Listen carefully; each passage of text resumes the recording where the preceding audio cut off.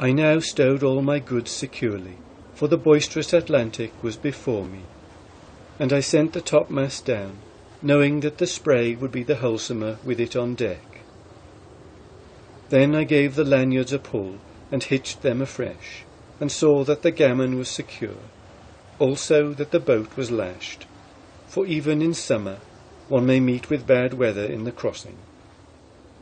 In fact, many weeks of bad weather had prevailed. On July 1, however, after a rude gale, the wind came out northwest and clear, propitious for a good run. On the following day, the head sea having gone down, I sailed from Yarmouth and let go my last hold on America.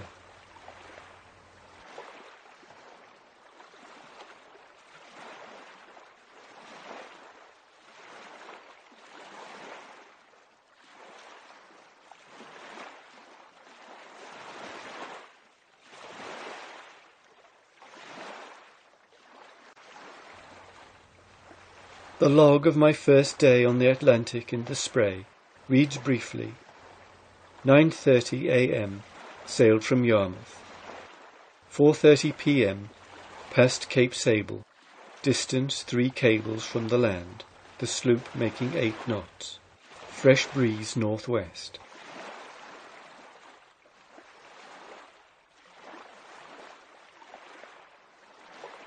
Before the sun went down, I was taking my supper of strawberries and tea in smooth water under the lee of the east coast land, along which the Spray was now leisurely skirting. At noon on July 3, Ironbound Island was abeam. The Spray was again at her best. A large schooner came out of Liverpool, Nova Scotia this morning, steering eastward. The Spray put her hull down astern in 5 hours. At 6:45 p.m. I was in close under Chebucto Head Light, near Halifax Harbour.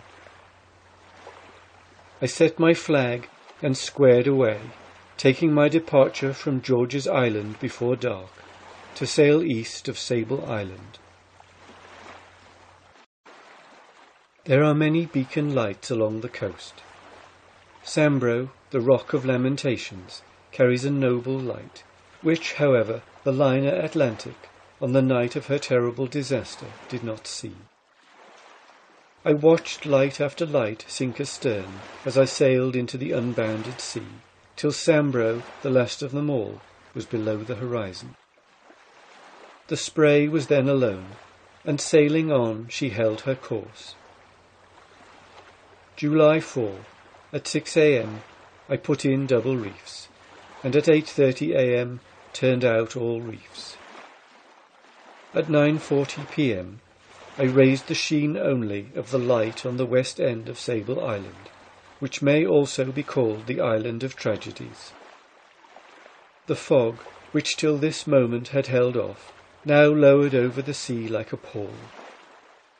I was in a world of fog, shut off from the universe. I did not see any more of the light.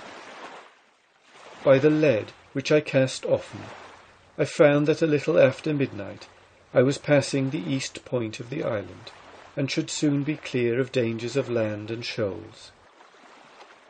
The wind was holding free, though it was from the foggy point south-southwest.